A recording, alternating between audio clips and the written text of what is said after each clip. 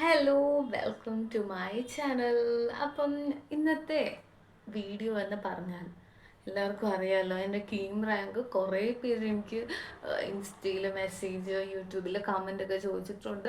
എനിക്കങ്ങനെ ഭയങ്കര വലിയ റാങ്ക് ഒന്നുമില്ല, ഞാനും മറന്നു പോയിരിക്കുമായിരുന്നു എൻ്റെ റാങ്ക് എന്താണെന്നുള്ളത്.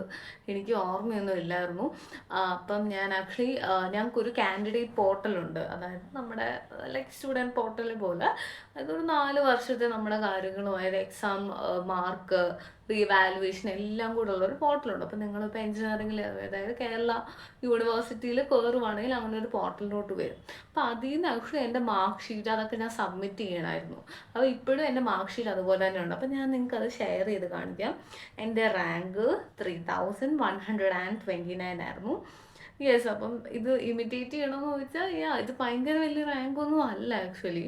കാരണം എൻ്റെ കൂടെ തന്നെ 1000 ബിലോയിൽ പഠിച്ച പിള്ളേരുണ്ട് ആക്ച്വലി. ഇപ്പം ഞാൻ പറഞ്ഞില്ലാണ്, എൻ്റെ ആ ഒരു ഇതിൽ വെച്ച് നോക്കുമ്പോൾ മെറിറ്റിൽ കയറിയ ലാസ്റ്റ് റാങ്ക് ഞാനായിരുന്നു ആക്ച്വലി.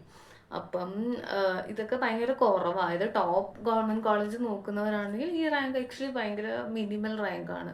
പക്ഷെ കുറച്ചുകൂടി ഒരു 2K എൻ്റെ ഒരു അഭിപ്രായത്തിൽ 5K അണ്ടർ നല്ല റാങ്കാണ്. അതായത് ഒരു ഗവൺമെൻറ് കോളേജ് എന്തായാലും കിട്ടും എന്നുള്ളൊരു റാങ്കാണ് 5K അണ്ടർ. 10K അണ്ടർ ആകുമ്പോൾ IHRD അങ്ങനത്തെ കോളേജസ് ഒക്കെ കിട്ടും. പിന്നെ ഡിപ്പാർട്ട്മെൻറ്റിനെ വേരി ചെയ്യും കേട്ടോ. നിങ്ങൾക്ക് ഇപ്പോൾ കമ്പ്യൂട്ടർ സയൻസ് ആണെങ്കിൽ അത് റാങ്കൊക്കെ വേരി ചെയ്യും. ഓക്കെ, എൻ്റെ മാർക്കിലേക്ക് നമുക്ക് ചുമ്മാ നോക്കാം. അതായത് ഫിസിക്സ്, കെമിസ്ട്രി എനിക്കത് കുഴപ്പമില്ലായിരുന്നു. പക്ഷേ എനിക്കൊന്ന് നെഗറ്റീവൊക്കെ ആയിട്ട് പണി പറ്റിയതാണെന്ന് തോന്നുന്നു. അപ്പം 237.44 അത് എന്ത് കണക്കാണെന്ന് അറിയത്തില്ല. അതാണ് ഞങ്ങൾക്ക് ഇങ്ങനെ സ്കോറായിരുന്നു. പക്ഷെ ഇപ്പം തൊട്ട് പേഴ്സൻറ്റൈൽ രീതിയിലാണ് ഓക്കെ. പക്ഷേ എൻ്റെ സമയത്ത് മാർക്ക് ആയതുകൊണ്ട് അതായിരുന്നു. അപ്പോൾ ടോട്ടൽ എത്രയാ? ടോട്ടൽ 720 ടോട്ടൽ ടോട്ടൽ 960 720 അല്ല ടോട്ടൽ. അതായത് ഫിസിക്സും കെമിസ്ട്രിയും മാത്സും കൂടി ഒരുമിച്ച് 960. അപ്പോൾ എനിക്ക് ആക്ച്വലി വലിയ മാർക്ക് ഇല്ല ആക്ച്വലി. ആ ഒരു മാർക്ക് വെച്ച് കാൽക്കുലേറ്റ് ചെയ്യുമ്പോൾ മാർക്കില്ല. പക്ഷെ രണ്ടിൻ്റെയും കൂടെ പെർസെൻറ്റേജ് ഫിസിക്സും കെമിസ്ട്രിയിൽ ആ ഒരു കട്ട് ഓഫ് എന്നുള്ള പരിപാടി ഇല്ലല്ലോ. പിന്നെ നമുക്ക് എൻട്രൻസ് ആയതുകൊണ്ട് നമുക്ക് ഫുൾ മാർക്കൊന്നും മേടിക്കാൻ പറ്റത്തില്ല. അപ്പോൾ ഫിസിക്സ് കെമിസ്ട്രി മാത്സ് എനിക്ക് ആക്ച്വലി എളുപ്പമായിരുന്നു. മാത്സിൻ്റെ കേസ് പറയുകയാണെങ്കിൽ അതായത് നിങ്ങൾക്ക് ആക്ച്വലി നിങ്ങൾ ശരിക്കും നോക്കണം. അതായത് വരുന്ന ഇൻവിജിലേറ്റേഴ്സ് നല്ലതല്ലെങ്കിൽ നമുക്ക് പണി കിട്ടും. അതിൻ്റെ ഒരു എക്സാമ്പിൾ ഞാൻ തന്നെയാണ്. കാരണം എന്താണെന്ന് വെച്ചാൽ എൻ്റെ ടൈമിൽ ഞാനിങ്ങനെ, അതായത് ഞങ്ങൾക്ക് ഞാൻ പറഞ്ഞായിരുന്നു രാവിലെ ഉച്ചയ്ക്കുമായിരുന്നു. അപ്പോൾ എൻ്റെ ഉച്ചയ്ക്കായിരുന്നു മാത്സ്. ഞാൻ അത്യാവശ്യം മാത്സ് എനിക്ക് നല്ല എളുപ്പമുള്ളൊരു സബ്ജക്റ്റ് ആയതുകൊണ്ട് തന്നെ മാത്സിന് ഫുള്ള് മേടിക്കും. കാരണം എനിക്ക് ആക്ച്വലി നമ്മുടെ ഫിസിക്സ് കെമിസ്ട്രി കുറച്ച് പാടായിരുന്നു. മാത്സ് ഇപ്പോൾ എളുപ്പമാണ് അല്ല, ഫുള്ള് മേടിക്കണം എന്നുള്ളൊരു ആഗ്രഹമാണ്. അപ്പോൾ 2 മണിയായിട്ടും എൻ്റെ ഇൻവിജിലേറ്റർ തുടങ്ങുന്നില്ല എക്സാം. അപ്പം അടുത്തുള്ള ആരും ഒന്നും പറയുന്നില്ല. 2 മണി, നമുക്ക് ആകെ 2 മണിക്കൂറെങ്ങാണ്ട് ഉള്ളായിരുന്നു എനിക്ക് തോന്നുന്നു. എനിക്ക് കറക്റ്റ് ടൈം ഓർമ്മയില്ല ആ സമയത്ത് എത്രയാണ്. അപ്പം എൻ്റെ സമയം പൊയ്ക്കൊണ്ടിരിക്കുമല്ലോ. എന്നിട്ട് ഞാൻ ഒരു അരമണിക്കൂർ വെയിറ്റ് ചെയ്തു, ഇനി എന്തെങ്കിലും ക്വസ്റ്റ്യൻ പേപ്പർ വരാത്തതന്നെ. അപ്പം ഞാൻ നേരെ തിരിച്ചു ചോദിച്ചു, സമയം ഇതാണ്, ഇതാണ്. അപ്പോഴാണ് ആ പുള്ളിക്കാരി എനിക്ക് ക്വസ്റ്റ്യൻ പേപ്പർ, ലൈക്ക് അതെനിക്ക് ഭയങ്കര ബാഡ് എക്സ്പീരിയൻസ് ആയിരുന്നു. കാരണം ഒന്നാമത് എനിക്ക് ടെൻഷനും കൂടിയായി. അയ്യോ, ലൈക്ക് സമയം കിട്ടുമോ എന്ന്. കാരണം ഇവർ 4 മണിയാകുമ്പോൾ ഇവർ ഇറങ്ങി പോവുകയും ചെയ്യും. പക്ഷെ എന്തോ ഫോർച്ചുനേറ്റ്ലി എനിക്ക് സമയം കിട്ടി. പക്ഷെ എനിക്ക് അതായത് പേടി കൊണ്ട് ഞാൻ സ്പീഡിലാണ് ചെയ്തത്. അങ്ങനെ തന്നെ മാത്സ് എനിക്ക് അറിയാവുന്ന ആൻസേഴ്സ് വരെ ഞാൻ തെറ്റിച്ചു. അങ്ങനെ എനിക്ക് കുറേ നെഗറ്റീവൊക്കെ കിട്ടി. അപ്പോൾ അതാണ് എനിക്ക് അങ്ങനെ മാർക്ക് ലോ ആയത്. കുഴപ്പമൊന്നുമില്ല. ഇപ്പം നമുക്ക് ഓരോ ഇതുപോലെയാണല്ലോ, നല്ല ടീച്ചേഴ്സൊക്കെ ആയിരിക്കും നിങ്ങൾക്ക് വരുന്നത്. അപ്പോൾ ശ്രദ്ധിക്കുക, കറക്റ്റ് ടൈമിൽ തന്നെ തുടങ്ങണം. ഇപ്പം കുറച്ചുകൂടി സ്ട്രിക്റ്റായി, പിന്നെ കമ്പ്യൂട്ടർ ബേസ്ഡും ആണല്ലോ. അപ്പം നല്ല ഇപ്പം നമ്മൾ OMR ആകുമ്പോൾ നമ്മളെങ്ങനെ ഷെയ്ഡ് ചെയ്തുകൊണ്ടിരിക്കണം. അപ്പോൾ അങ്ങനെ തന്നെ നമ്മുടെ ടൈം പോവും. കമ്പ്യൂട്ടർ ബേസ്ഡ് ഒക്കെ ആകുമ്പോഴത്തേക്കും പക്കയായിരിക്കും, നോ ഇഷ്യൂസ് ഉണ്ടാകത്തില്ല. പിന്നെ എൻ്റെ അറിയാമല്ലോ നമ്മുടെ CBSEയിലെ ആ ഒരു മാർക്ക്. ഫാർമസി റാങ്ക് എനിക്ക് 4306 കാരണം ഫിസിക്സും കെമിസ്ട്രിയും അതിൻ്റെ സ്കോറൊക്കെയാണല്ലോ എടുക്കുന്നത്. ക്വാളിഫൈഡ് റിസൾട്ടായിട്ടാണ് കാണിച്ചിരിക്കുന്നത്. അപ്പം അപ്പം അതാണ് എൻ്റെ കീം റാങ്കും എൻ്റെ വിശേഷങ്ങളും ഒക്കെ. പിന്നെന്താ, പിന്നെ ആക്ച്വലി ഞാൻ എന്തുകൊണ്ടാണ് വീഡിയോ ഇടാനെന്ന് വെച്ചാൽ ഈ വീക്ക് എനിക്ക് ആക്ച്വലി തീരെ വയ്യായിരുന്നു ഫിസിക്കലി. അല്ലെങ്കിൽ എനിക്കറിയാമല്ലോ, എനിക്കും നിങ്ങളൊപ്പം ഒരുമിച്ചിരുന്ന് നമുക്ക് കുറേ വീഡിയോസൊക്കെ ചെയ്ത് എൻ്റെ എക്സാമിന് വേണ്ടി നിങ്ങളെയും കൂടി ആപ്റ്റ് ആക്കണമെന്ന് ഭയങ്കര ആഗ്രഹമുള്ള ഒരാളാണ് ഞാൻ. അപ്പോൾ അത് എനിക്ക് ഫിസിക്കലി ഒട്ടും വയ്യാനോ ഉണ്ടാകും ഞാൻ വീഡിയോസ് ഒന്നും ഇടാനത്.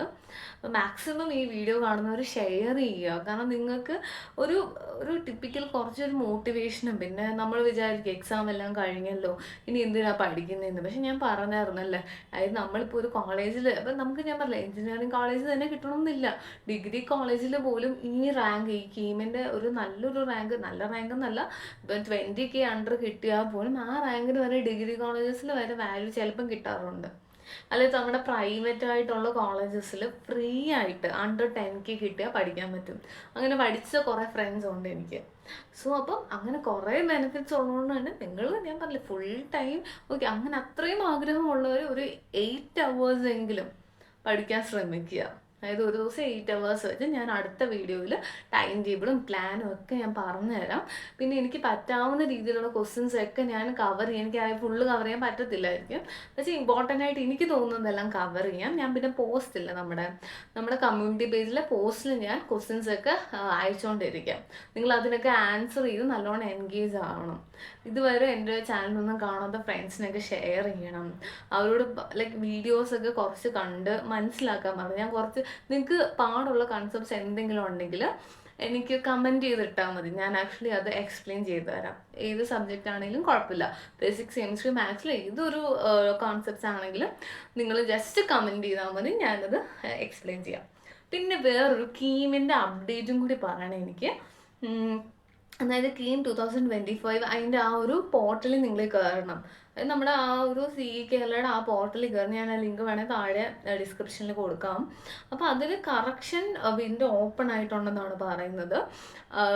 അതായത് കറക്ഷൻ വിൻഡോ എന്ന് പറഞ്ഞാൽ ഞാൻ എൻ്റെ സിസ്റ്ററിനെ വേണമെങ്കിൽ കാണിക്കാം സ്ക്രീനിൽ, ഞാൻ നോക്കട്ടെ ആ ഒരു എഡിറ്റിംഗ് കഴിഞ്ഞിട്ട് ഇടാൻ പറ്റുന്നെങ്കിൽ ഇടാം. അതിലെന്താ സംഭവം എന്ന് വെച്ചാൽ നമ്മുടെ പേരുണ്ട്, ഇമെയിൽ ID ഉണ്ട്, സിഗ്നേച്ചർ ഉണ്ട്, ഫോട്ടോ ഉണ്ട്. അപ്പോൾ ഇതെല്ലാം പക്കാതാക്കിയാണോ നിങ്ങളൊന്ന് ജസ്റ്റ് നോക്കുക. അല്ലെങ്കിൽ ഇവർക്കൊരു മെയിൽ ID നിങ്ങൾ ജസ്റ്റ് സെൻഡ് ചെയ്യണം. ഓക്കെ, ഇതൊന്നും അല്ല എന്നുള്ള രീതിയിൽ സെൻഡ് ചെയ്താൽ മതി.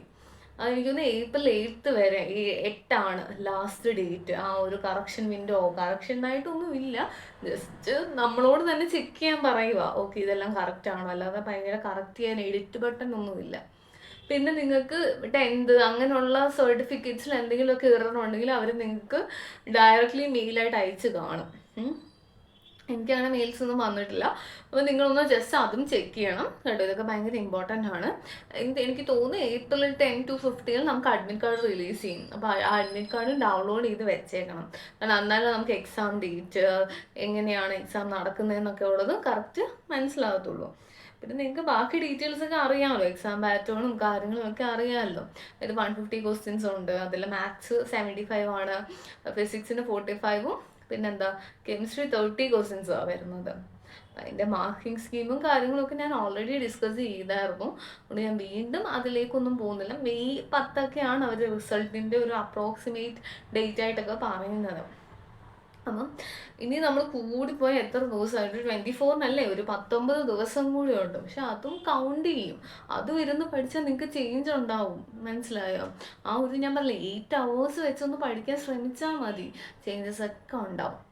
പിന്നെ വേറെ കാര്യം എനിക്ക് പറയാനുള്ളത്, നിങ്ങൾക്ക് ആക്ച്വലി ഞാൻ ഏത് രീതിയിലാണ് പഠിച്ചതെന്ന് ഡൗട്ട് ഉള്ളവർക്കുണ്ടെങ്കിൽ, ആർക്കെങ്കിലും സംശയം ഉണ്ടെങ്കിലും ഇല്ലെങ്കിലും ഞാൻ ചുമ്മാ ഞാനായിട്ട് പറയുക.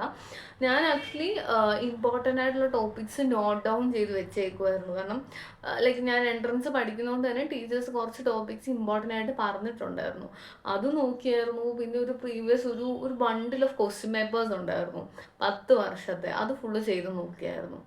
പക്ഷെ ഞാൻ പറഞ്ഞില്ലല്ലോ, എല്ലാം ഒരു ലക്ക് ഫാക്ടറാന്ന് പറഞ്ഞാൽ നമ്മൾ ഹാർഡ് വർക്ക് ചെയ്യണം. പ്ലസ് നമുക്ക് ആ എക്സാം ടൈമിൽ എനിക്ക് അന്ന് ആ ഹറി വന്നുകൊണ്ടാണ് എൻ്റെ കുറേ ആൻസേഴ്സ് എല്ലാം തെറ്റിപ്പോയി. അല്ലെങ്കിൽ മാത്സിന് കുറച്ചുകൂടി എനിക്ക് സ്കോർ ചെയ്യാമായിരുന്നു. അപ്പോൾ ലൈക്ക് അതൊക്കെ നമ്മളൊരു ദൈവാനുഗ്രഹവും ബ്ലെസ്സിങ്ങും ഒക്കെയാണ്. അപ്പം നിങ്ങളതെല്ലാം ലൈക്ക് നിങ്ങൾ ടൈം ബൗണ്ടാണ് ഇവിടെ ഏറ്റവും പ്രശ്നം. കാരണം ബാക്കി നമ്മുടെ JEE-മെയിൻസിനാണെങ്കിലും എല്ലാത്തിനും നിങ്ങൾ 2 minutes ഒക്കെ വെച്ച് കിട്ടുന്നുണ്ട്. ഇവിടെ ഒരു 1 minute ആണ്, ഒരു ക്വസ്റ്റിന് 1 minute. അതാണ് ഇവരുടെ സ്കീം. അപ്പോൾ ഒരു ക്വസ്റ്റിന് 1 minute എന്ന് പറഞ്ഞാൽ ഞാൻ ചെയ്തുകൊണ്ടിരുന്ന ഏറ്റവും എളുപ്പമുള്ള ക്വസ്റ്റ്യൻസ് ആദ്യം ചെയ്തു.